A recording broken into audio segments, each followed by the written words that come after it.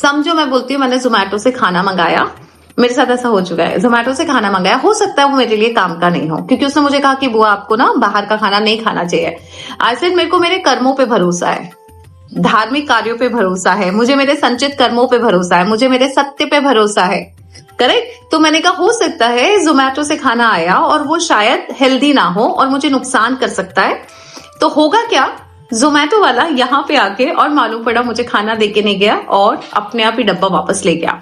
ऐसा पहले एक बार हो गया था, एक जोमेटो वाला आया था और खाना देकर नहीं गया था, चुरा के वापस ले गया था। तो मैंने उस एग्जाम्पल से समझाने की कोशिश करी कि अगर आपके कर्म अच्छे हैं, है ना, तो ऊपर वाला मैनिपुलेट कर देगा कहीं ना कहीं से, आप तक नुकसान पहुंचने ही नहीं देगा, वो किसी भी तरह का नुकसान हो। और वैसा एक बार नहीं, दो बार नहीं, बार बार मेरे जीवन में हुआ है। चाहे मुंबई ब्लास्ट हुआ हो ट्रेन में, मैं उसी ट्रेन में थी तो भी मैं बची हूं। चाहे मुंबई डूबा हो, मैं तब भी बची हूं।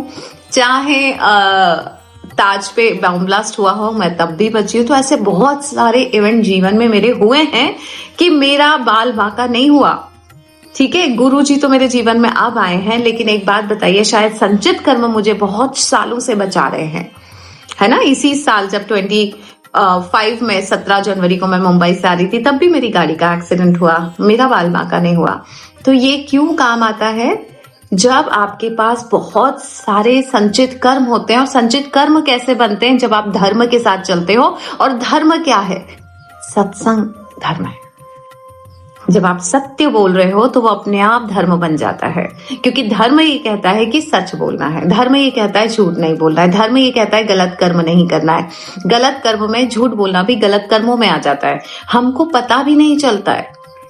कई बार हम बोलते हैं ना कि अरे वो तो बड़ा अच्छा इंसान था, उसके साथ ऐसा गलत क्यों हो गया। हमको नहीं पता ना, उसने जीवन में हर रोज अगर एक झूठ भी बोला हो तो उसने एक कर्म गलत किया है।